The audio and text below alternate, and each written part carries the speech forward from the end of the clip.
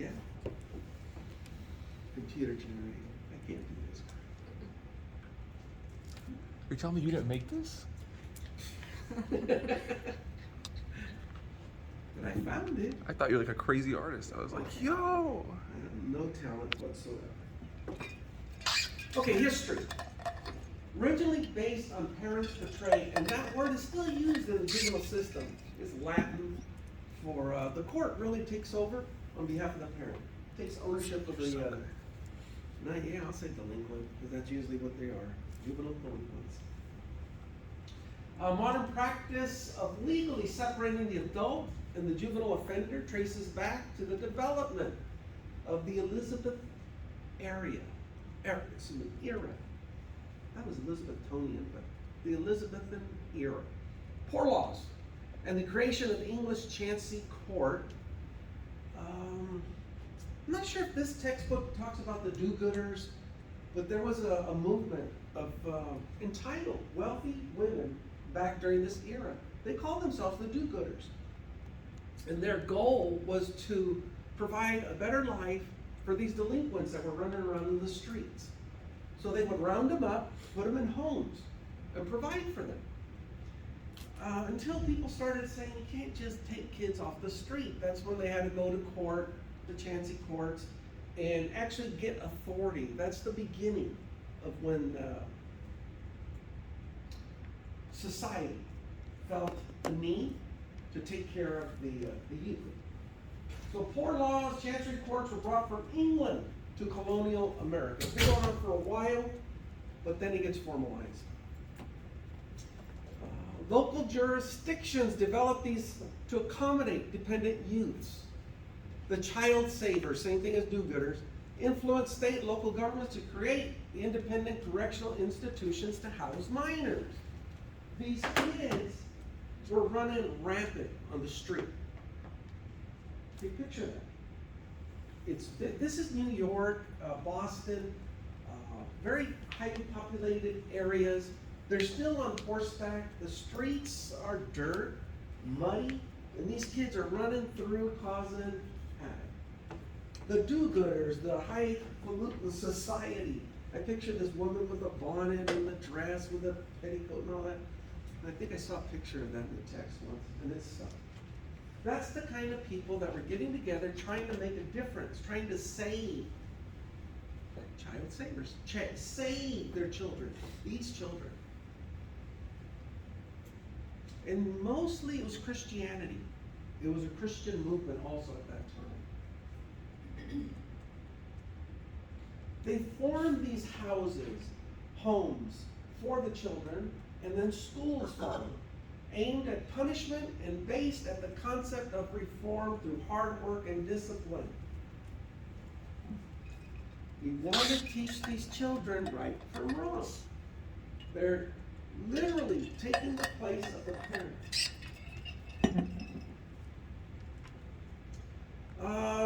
This juvenile justice component, look at how relatively new this is. 1960. Before that time, juveniles were brought into adult courts. There was some leniency and some leeway on how they were handled, but there was nothing formal until around 1960s.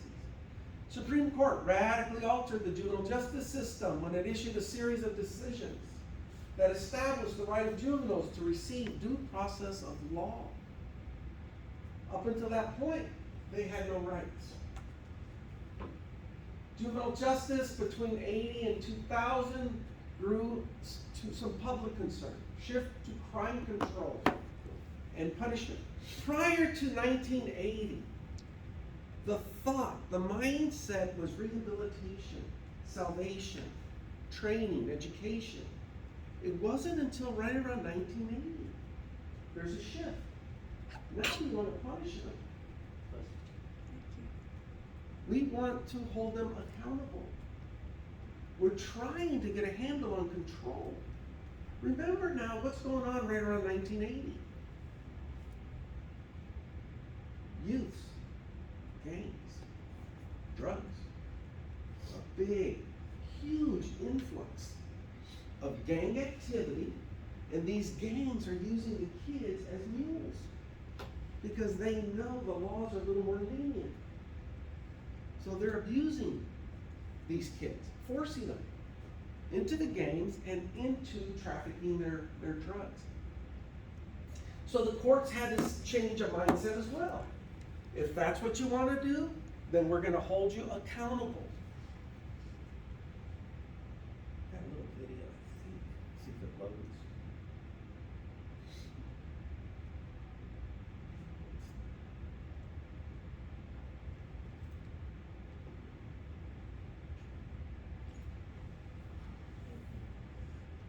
It didn't want to load.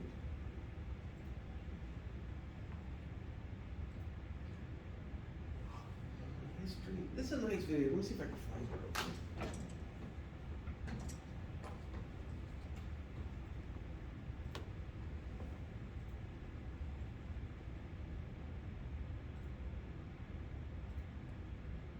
It worked at home. Let me try it.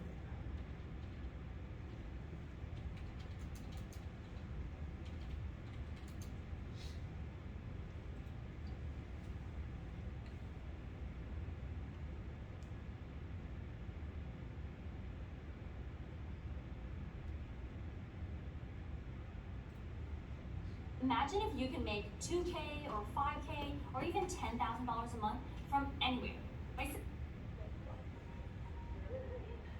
America's criminal justice system has never treated all citizens equally. To understand how we got here, we need to take a look at the evolution of the juvenile justice system.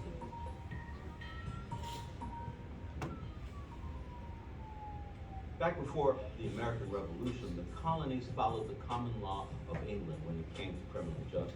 This means that children were held accountable as adults.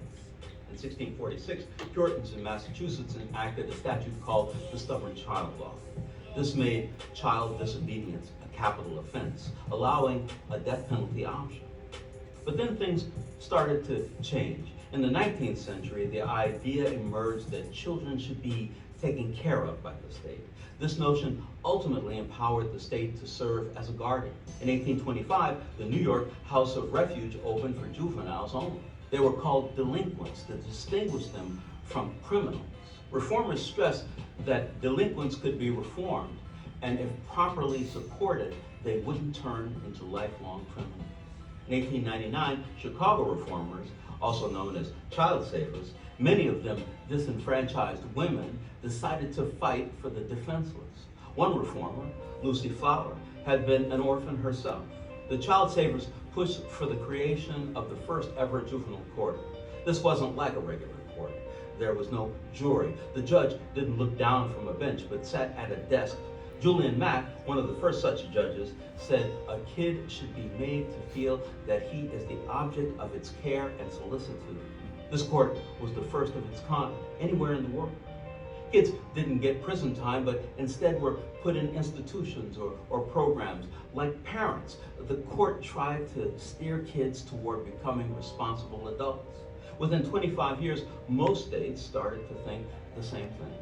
Juvenile courts popped up everywhere, even in other countries. But for children of color, things were different. They were sometimes banned from houses of refuge or juvenile detention centers. And when convicted, they were more likely to be placed in adult prisons. Under Jim Crow laws, some cities like Memphis established separate juvenile courts for kids of color. A police officer, not a judge, presided over this court. After World War II, Americans seemed to relish the concepts of liberty and justice. The civil rights movement was well underway. Activists began to realize that while juvenile courts were designed to be less punitive, they didn't provide the constitutional rights enjoyed by adults. In 1967, for instance, 15-year-old Gerald Galt was accused of making an indecent phone call to a neighbor. Gerald was arrested without anyone informing his parents. No record was made of his appearance before a judge or the neighbor who complained. Gerald was committed to a state school until he was 21. An adult with the same charge might have received a $50 fine and 2 months incarceration. Gerald's parents brought his case to the Supreme Court. In 1967, that august body ruled that juveniles were entitled to due process. Then in the 70s, America started rethinking its criminal justice system. crime had spiked, including juvenile crime. And in 1978, New York City passed the Juvenile Offender Act, a law that made it possible to try kids as young as 13 in adult court for murder charges and as young as 14 for other violent crimes like assault and robbery. That law caused states across the country to reinterpret who could enter the prison system as an adult. They were afraid that a new breed of super predators would sweep over the nation. Today, America incarcerates more juveniles than any country in the world. Every day, 53,000 children are locked up. That's more than a sold-out crowd at a Major League Baseball game. Nearly 60% of these children are Black or Latinx. Today, certain rights like the Sixth Amendment and the right to a speedy trial or a trial by jury remains only applicable to adults. Advocates have succeeded in getting almost all states to raise the age at which you are considered an adult to 18. But if you commit certain severe crimes, you can still be tried as an adult in an adult court and serve adult time.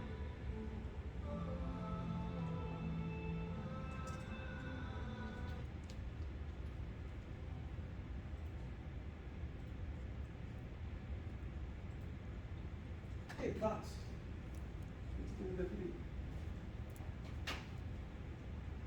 How'd you like to be a young black male back in, say, 1960 and have to face work? Not good for you. What do you think it's like right now? Jump ahead 50 years. Think it's any better?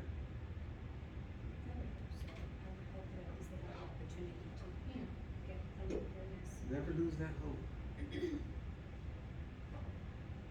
Witness firsthand? It ain't no better. It really isn't. They had a lot of verbiage saying how much law has changed, how equal protection applies to everyone. And being in the trenches, I haven't been in court 7 years or so. But the last time I made appearances, excuse my language, but bullshit. The whole thing. I sat on so many cases. I've had clients that were white, Asian, Hispanic, Black, and I can tell you they're not treated equally. Without fail, minority defendants get the short end of the stick. They really do. One case in particular, and it did make its way to the Supreme Court. We had a case, it was an inmate, I think it was Corcoran State Prison. I think they're cited for Corcoran, but it was a state prison.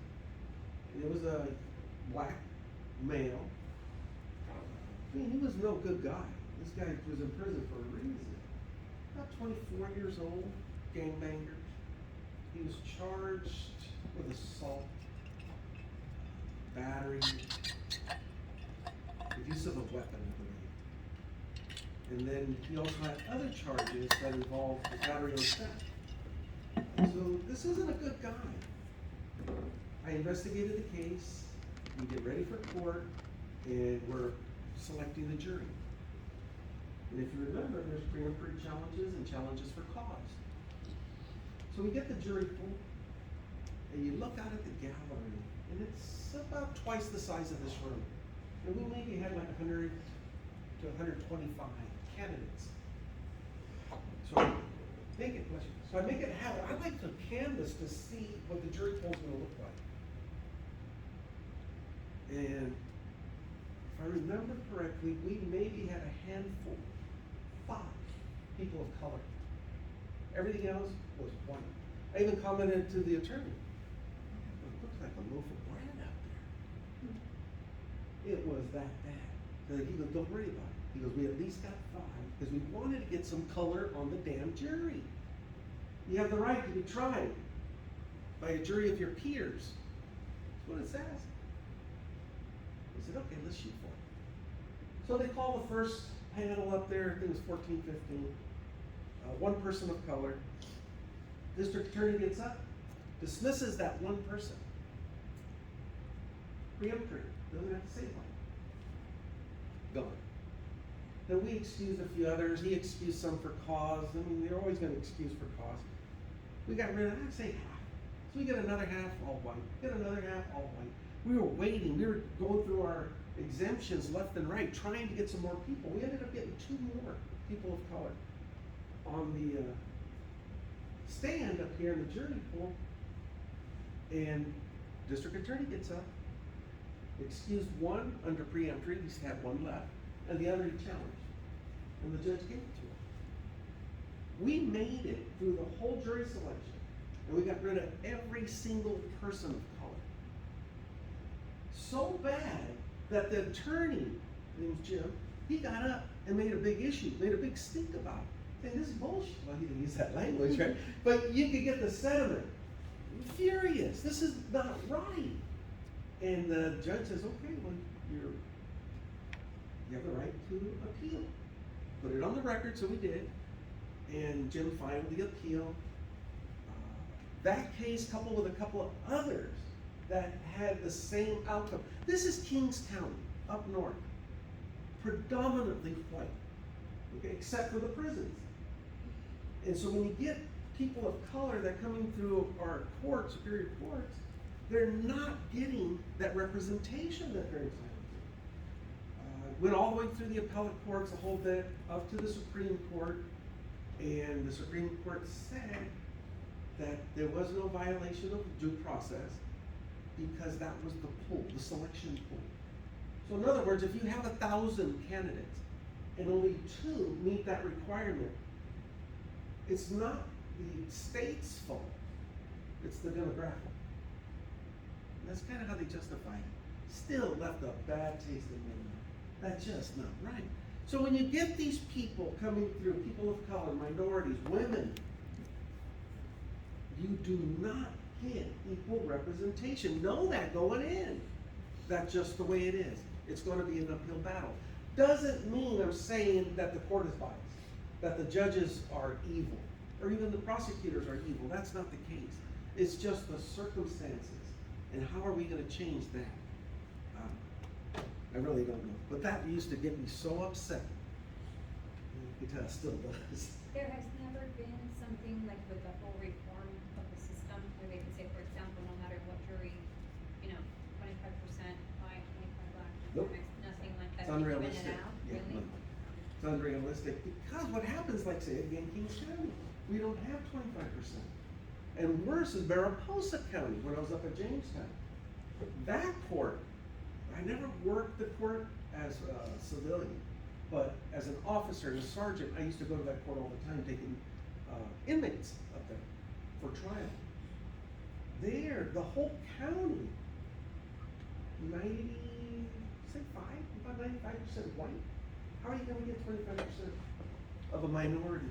It's just not there. It's just not there. It doesn't make it wrong or it's right. It just is.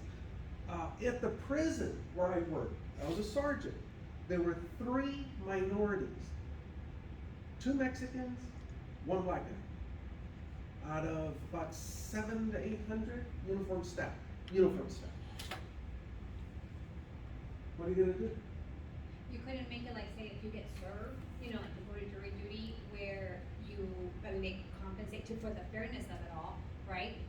For that group of people, their transportation or whatever, so that they can attend to be fair to that person that's going. I know it's all money, I'm just saying.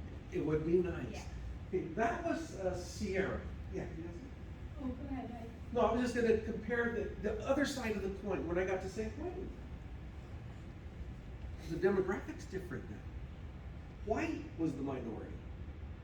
I'm talking about staffing there. I think it was about 28% uniform, sworn peace officers were white. Black officers, we had about almost 40%, and the rest was 30-something were Hispanic, Mexican. So it was completely different in St. Quentin. So when you put the whole state together, the prisons from up north to down south, Centinela, shit, that's about 90% Mexicans working down there in the prison as staff. That's just the people that live in that area. So when you put everything together, it balances out pretty close to being impartial. And that's what the state's doing with the judicial system. Well, when you balance it out, Kings County with LA County, now they can show that, yeah, we are pretty fair. But if that's you sitting in that seat, it's a whole nother thing. You have something? Oh, I was just thinking like about if we're, because you were talking about politics and money and stuff like that. Like if we're that money into like education to like undo the lies of like, you know, like street laws, because that's pretty much why people are getting like why they're getting involved in, like you said, like fighting over dumb things, pride and stuff. Like the fact that you have to retaliate when somebody does something to you and twice as much, you know, and stuff like that. Like I wonder if we're that money into education and stuff to undo like those street laws. Obviously, it takes a whole lot more because everybody else is following this way, so you have to go against the grain. But I feel like that's like the problem, you know. So if you were to address that, it might have, then we won't have the problem that this black man is always standing, you know. The problem, and this is a good time to talk about this, is we're talking about juvenile justice. But these problems that we're seeing, the effects of it, started in the home. Okay, when these kids were 2, 3 years old, that's where they needed that discipline. They needed the parental guidance, not from mom and grandma. They needed mom and they needed dad. Too often, that's not the case. We're lucky if we got a mom. It's, by the time we see the effects here, it's too late. It should start back at home with education. I'm preaching, but you have to have responsibility upon conception at the beginning. I don't know how many times I've heard, oh, I got pregnant on accident.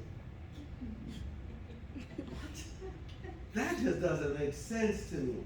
How does that accident happen? Try to envision this. You were laying there, and somebody rolled into you and poked you by accident. How?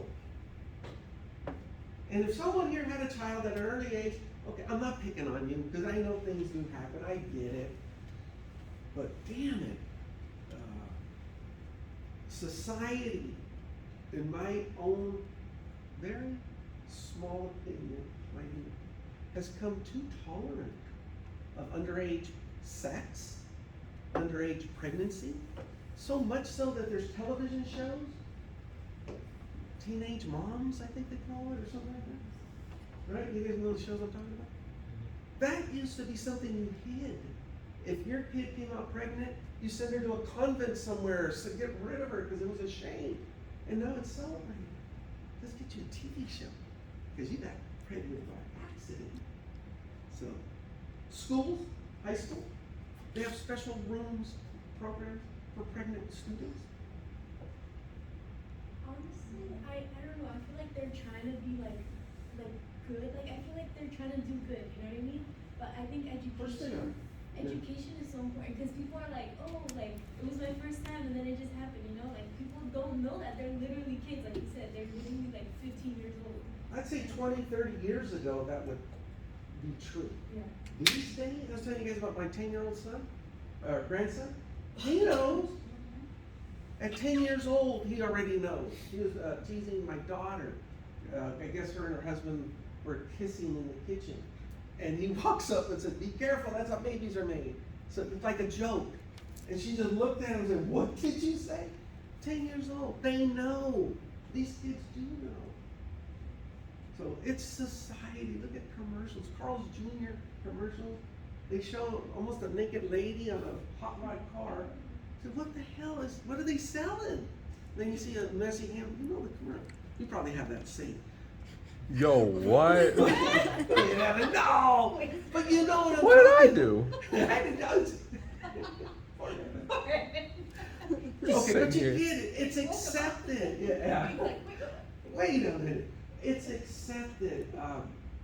The Super Bowl halftime show, the last one was pretty darn good. But sometimes it's, what are you thinking? What are you selling here? Your kids are watching. Like an event like that, I see that. Yeah. Taper it down. So anyway, all these things, in my opinion, that led us to the juvenile justice system, something went wrong at a much younger age. That's all the point I was trying to make. And I'm not blaming anyone specifically. Rather, I'm blaming society as a whole. We need to do a better job. So juvenile justice, do you advocate the shift to a crime control model that occurred in the juvenile justice system in the 80s, as opposed to the reform that we had prior to that? And how does this positively or negatively impact the juvenile?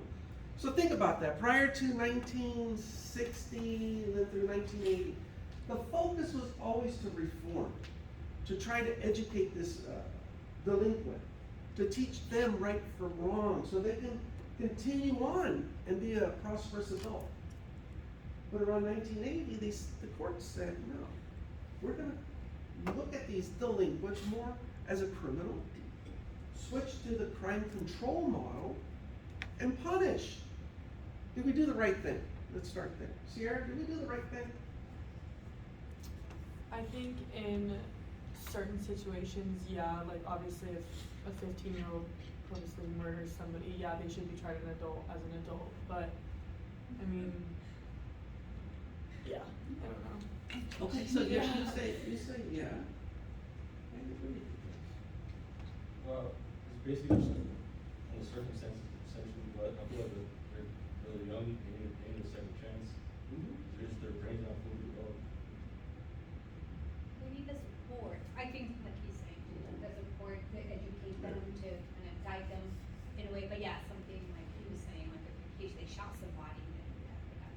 Okay. Kind of arguing because like you should, in your mind, it's kind of a little bit common sense. Like, don't kill, it's wrong. Like you have Yeah. that common sense even at a young age. Killing is wrong. So even if you're not fully developed yet, you should know that like if I'm gonna kill this person, it's like a really bad idea. But there goes the representation thing again, because you guys haven't grown up on the streets. You guys don't know like the mentality that's always being fed to them of like, oh, this is how to live your life.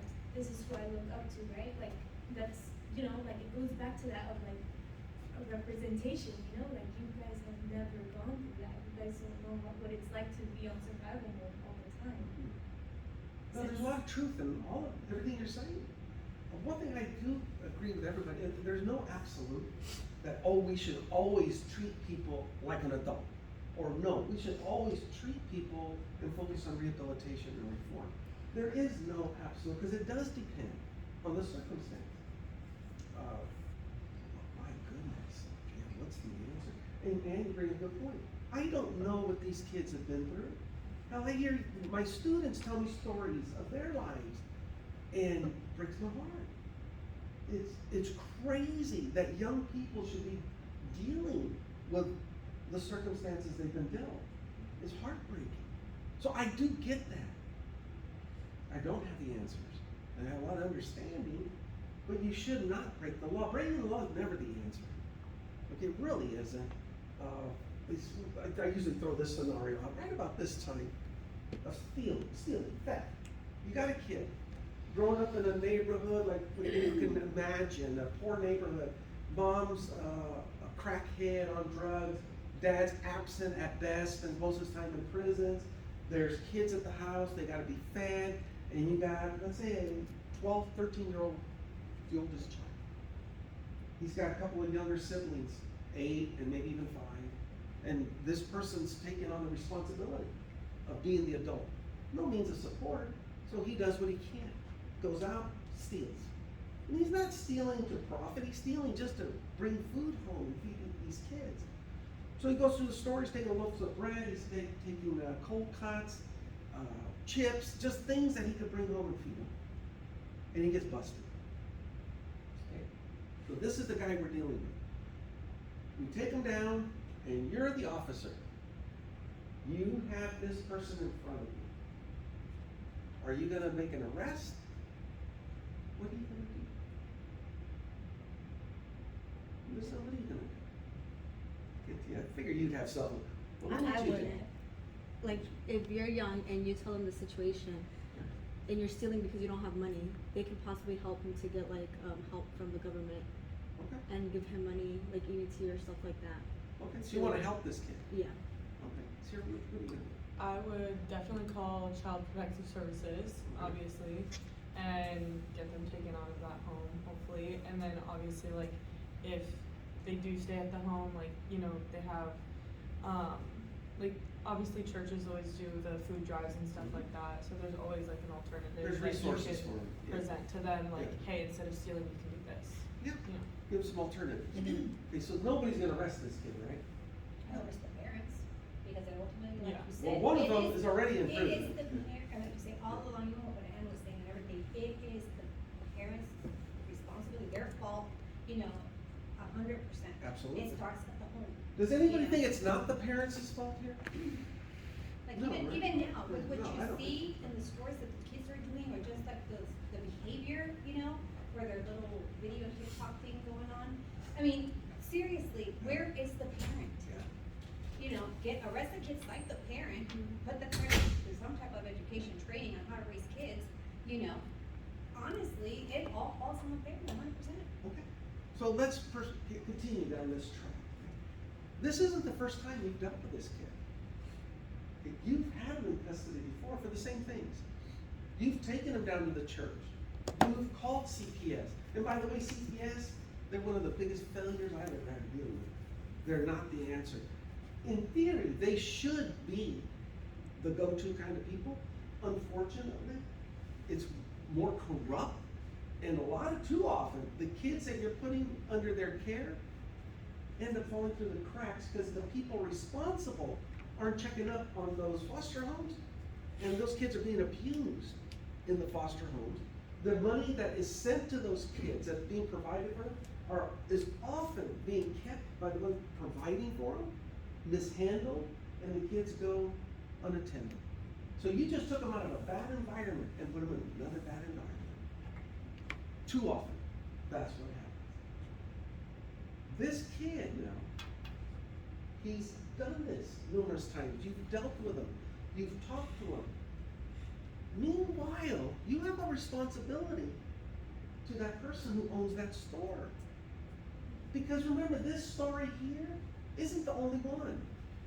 For everyone you're dealing with, there's at least 10 that are going unnoticed. That are going into this guy's store doing the same thing. How much is this guy supposed to lose before you do your job and make an arrest? That's the ugly part of it. We don't think about that. We're focused more, which we should be, on the juvenile. But what about the store owner? They can only lose so much money. Now he's going out of business. And he's going to have to resort, and his family's going to have to resort to crime. So we didn't really help anybody. If anything, we made the problem worse. Can you follow that logic? Right? Everybody gets it? Yeah. It's a lose-lose. There's like people living in, I don't know, billion-dollar homes, and we're all falling down like, oh my gosh, I wonder what they're doing today. I just don't get it. The wealth distribution, because like you said, people resort to crime when there's poverty. Mm-hmm. So, like, and drugs too. It doesn't make sense to me. Not at all. Not at all. When you have people that can't afford to buy a loaf of bread and something to feed their kids, but yet they got money to buy cigarettes, alcohol, and drugs.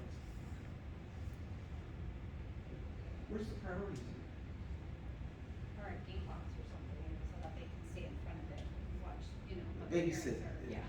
The babysit. You know, like if they cover, right, if there's a law where Mhm. if your dog goes and bites your neighbor's dog or Mhm. some other dogs, and then the person gets, The owner's paid money, responsible. right, responsibility, why not on the kids? If your kid does something wrong, say they're not gonna fight the neighbor, right? But I'm just saying, like, if they're doing something wrong, put it back, find the parent, you know, let them, maybe that way they'll get it, cause money hurts everybody, right? Mhm. So, put those consequences on the parents again. Let's do that. Let's put the consequences on the parents. We got a crackhead and the daddy's in jail. What are you gonna do? Sometimes that does help. How are you gonna, Yeah. that's the hand this kid was dealt. That's what I'm saying, but I'm like, okay, then they shouldn't be parents. So they shouldn't, They they should, dealt with like you that said, one in the too. very beginning, they Yeah. shouldn't be parents. If, say for example, that is the case, then unfortunately, yes, take that child, okay? It will help in the long way, even though it's gonna cost the government money to take this kid, put it somewhere, you know, and then raise them by foster parent or whatever it might be. But at least, you know, it's gonna cost money because hopefully he won't go down that path that he's gonna be with the parents and continue to do more crimes. Has because he's anybody on his ever own. fostered a child or been around anyone that's fostered a child? You have? And you, did it work for you guys? Or the people that you knew? It did work for the person you're thinking of? I think so, yeah. Good. I mean, they're like growing up, they weren't like amazing, but like, I feel like they were better, like. Then the alternative? Yeah, cause my aunt, actually it might have, I don't know if she adopted them or fostered them. Yeah, But, like, I think they're fine now. perfect. So at least that worked. And the one you're thinking of, did it work out good or? I think so. Good. I was too young to really know them, but my parents fostered a family friend's kids because she was choosing drugs over her kids. Yeah. And my parents were willing to look after them until their mom at the time got back on her feet. Good, good. I don't think they're talking to their mom anymore, Yeah. because I don't think she ever really did choose not to do drugs anymore. So they kind of chose to provide for their family instead Yeah. of hoping that their mom was going to get better. I mean, think of that child's exposure, seeing their mom Yeah. living in that neighborhood. I mean, that is what feeds them, which is what I was talking about. That's the only option they have and they know. Yep.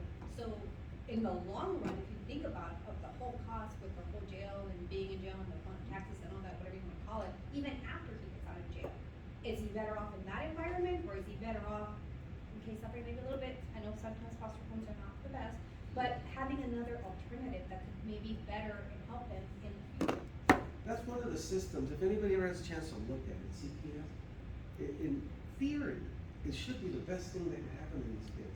But in reality, the system's broken. My wife and I, we tried to foster kids, it's been a while now. And good friends of ours, they did as well. So we looked into the whole thing. We filled out the paperwork. They came in, they did the home inspections, and they called. They had some kids that needed a temporary home. And we were all gung-ho, we were ready to open the doors and take care of some kids. Then they said, well, there's conditions. The parents have mandatory visiting rights. These were abusive parents, drug-head parents. And we said, that doesn't sound right. You're trying to get them out of that environment and give them a chance in life, but yet you're allowing these parents, the destructive ones, to come back and influence them. And they said, well, that's their parental right. I said, okay, well, what are the conditions? So we looked at the conditions and we thought about it, and we just couldn't do it. I said, no, because we're gonna put all our strain, everything we have invested in these kids, just so they can go visit these scumbags and revert back to what they were doing before. They weren't going to school, they weren't dating, I mean, just imagine the conditions these kids were in. And it was sad. They said, no, we couldn't do it, but our friends did. Our other friends, they took 3 little girls. It was like 8 or 9 and then down. And they were gonna change them, they were gonna provide, it was right before Christmas, I remember. So my wife and I, we bought Christmas gifts, we all got together, and these little kids. These were the most rotten little kids. At this age, you could imagine, no manners, back talk. They opened the gifts that, her name was Amy, bought for them. And they actually threw them and said, this is it, this is all. Ungrateful. Wow. This is what she had to deal with. But she wasn't gonna give up. Because she's gonna change them. Amy, she's really a cool girl, right? She's gonna change them. So she doubled down and said, no, they need more love, they need more time. She did. She got them to come around. We took them to a birthday party, and these girls were socializing, and they were actually blossoming and they were doing better. Then the parents got involved. They missed their babies. They've changed. They're no longer drug addicts, and they only want to visit their children. So Amy thought, well, this is a good idea. So they did. They got unsupervised visits for, I think it was like 2 or 3 hours. Amy goes, picks them up, brings them back, and those kids reverted right back to day one.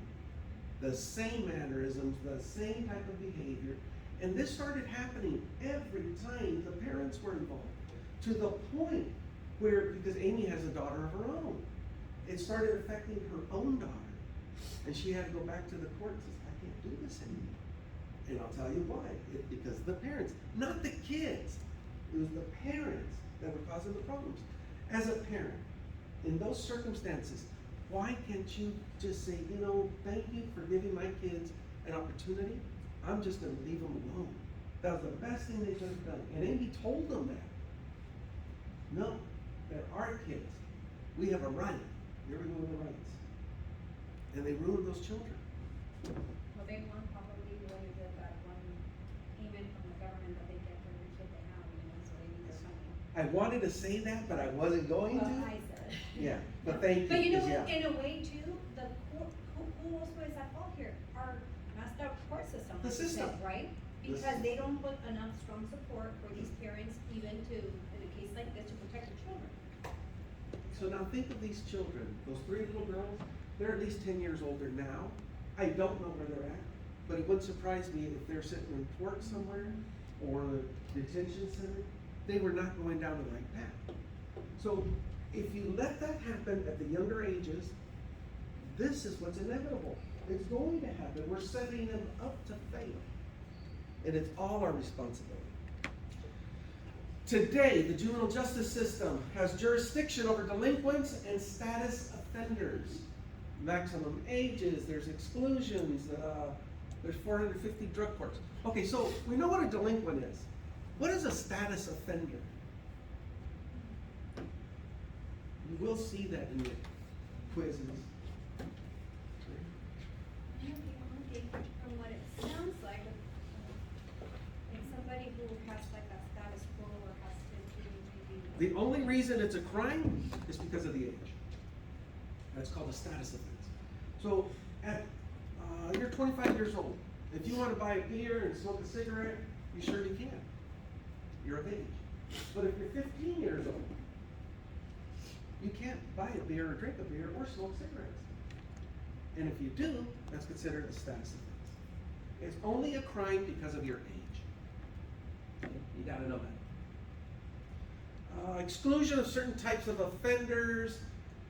What else? The juvenile justice system is responsible for processing, treating almost 2 million cases of youthful misbehavior annually. 2 million a year. There's no shortage.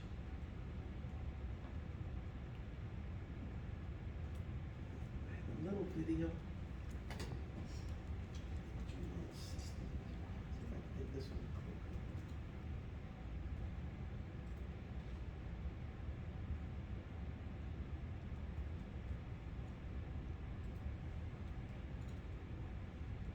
On any given night in America, nearly 50,000 youth under the age of 18 are confined in facilities away from home, 2/3 of which are in correctional-style facilities.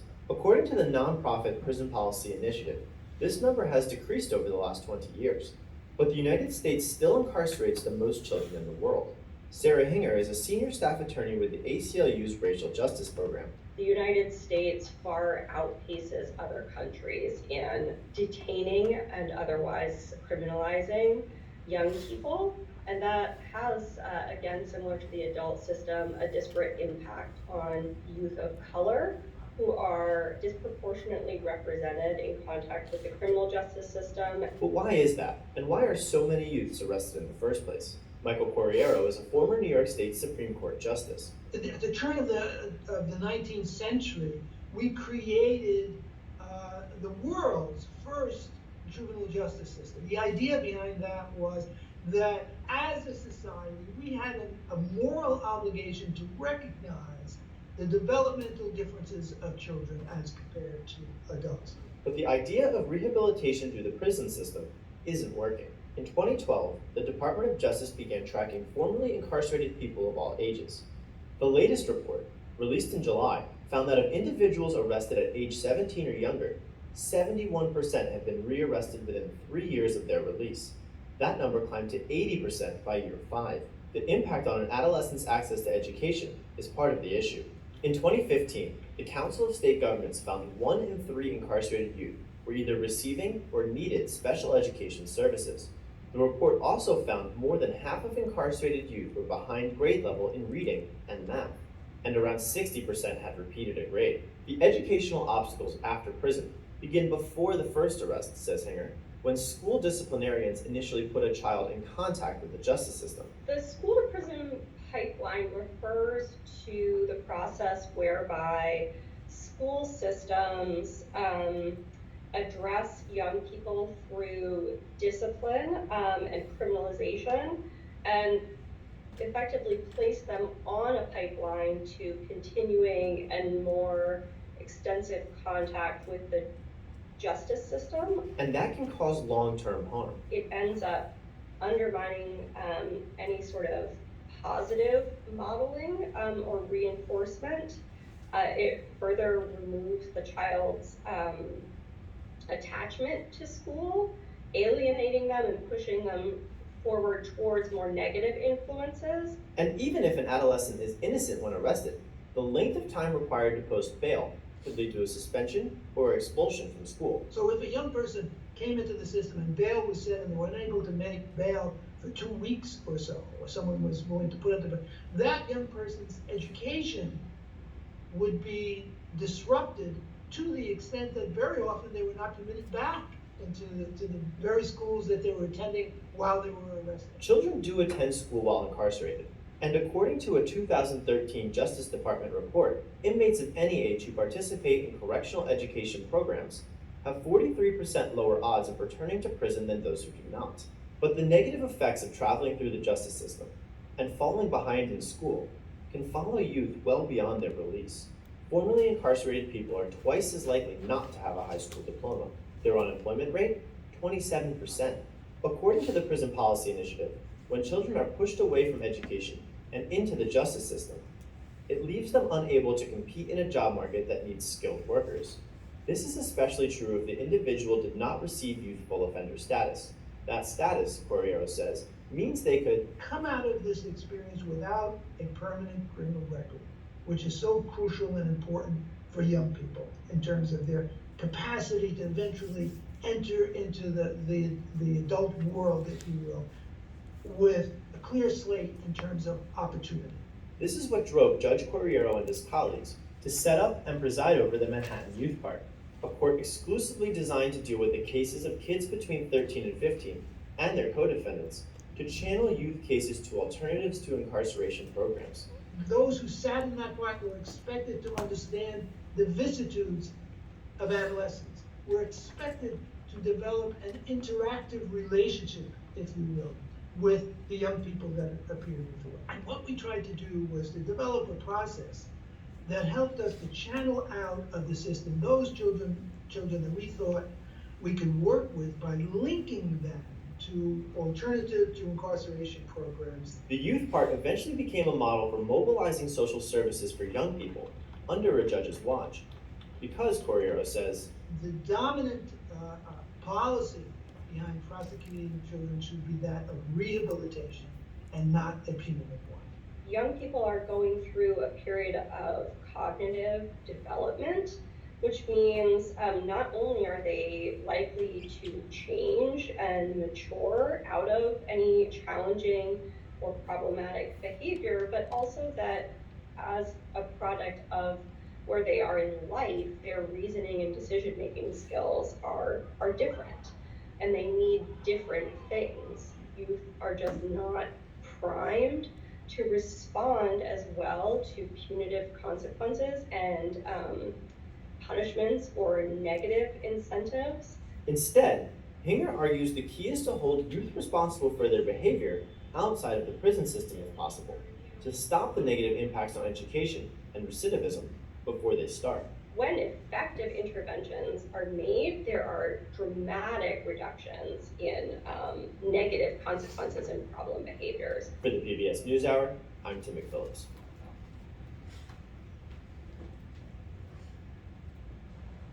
Okay, let's think. One judge need to focus on rehabilitation, not punishment. But I just got done telling you that we switched to crime control and we focus more on punishment. We have a huge problem. We don't have any solutions, not effective ones. So this is going to continue to be an area of need. And hopefully some of you will focus and dedicate your efforts towards juvenile offenders in whatever capacity, as a counselor or doesn't matter. But something along those lines. If you could save the kids, like the song there, save the children. Right? It's true though.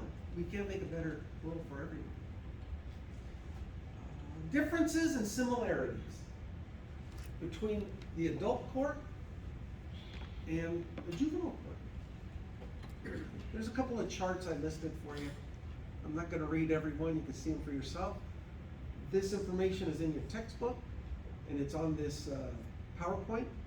And the PowerPoint is in Canvas. So if you're one of those, don't wait to buy a book. At least you get the information in Canvas. Okay?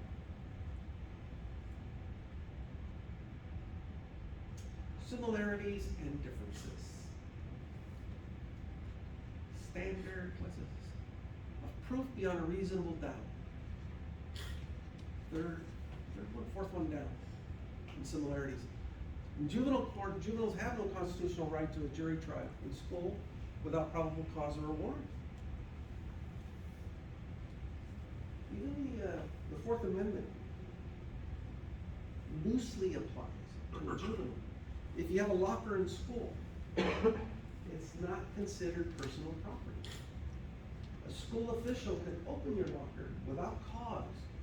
Usually they have a good idea what they're looking for, but even if they didn't, they could open your locker, search it, and if they find contraband, something that's illegal, they can call the authorities, stand by the locker, and turn it over to an officer so they can effect the arrest. An officer cannot search your locker unless they have a warrant. It's a loophole, but a school official can, and that's usually what they end up doing. So if they think there's something going on, they'll call the officers. Usually they have a school resource officer on campus, or they'll call somebody in, say, hey, I need to open this locker, I need you to be on standby. So they'll go in, they open it up, aha, just what I thought. They show the officer. Then the officer can take control, whatever that contraband is, process it, and make the arrest. Okay, so it's a little bit different. A juvenile, here's a simple one, Miranda's, the Miranda right. You have the right to remain silent. Anything you say can and will be used against you in a court of law. Okay, you get that part. As an adult, if you wish to waive your rights and make a statement, you can. How's a juvenile going to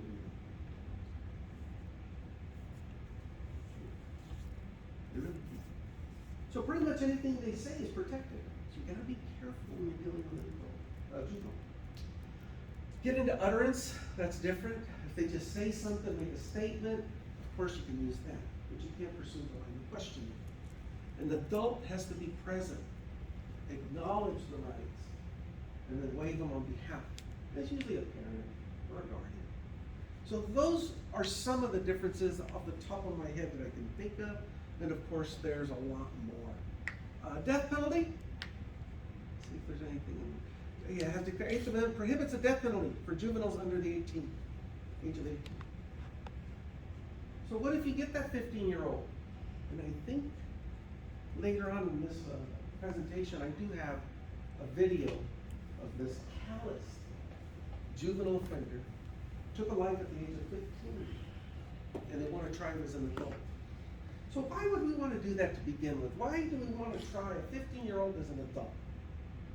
Anyway. Just because we're mean? If the juvenile is found guilty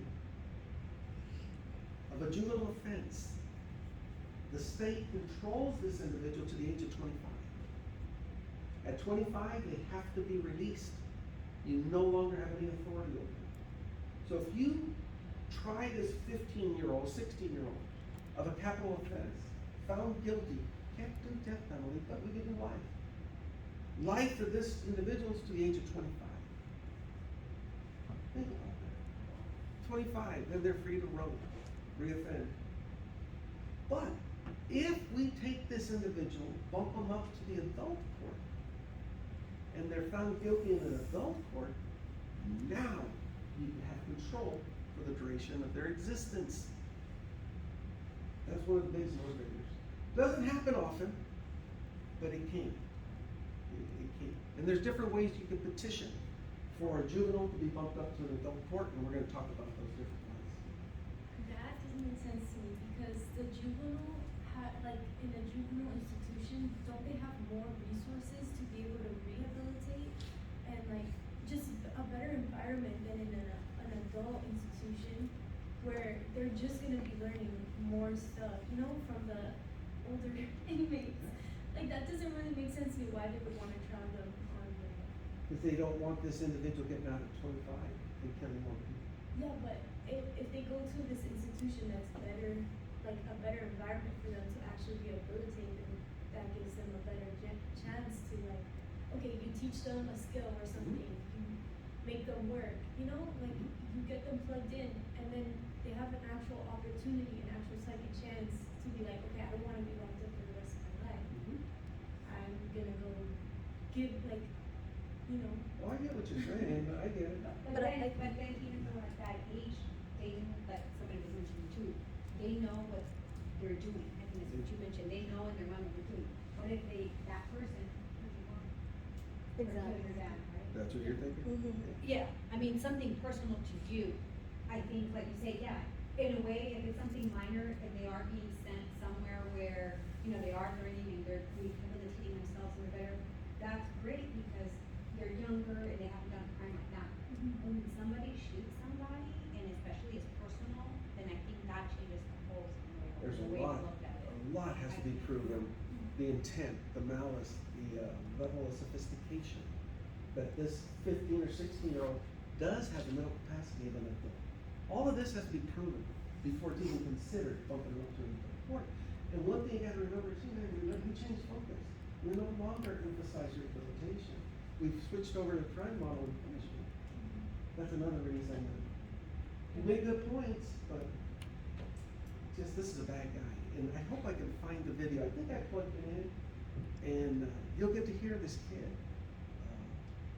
his pleas for leniency, and then think of the crime this kid committed. He's a cold-blooded killer, and there's no doubt in my mind he will reoffend when given the opportunity. Not if, when.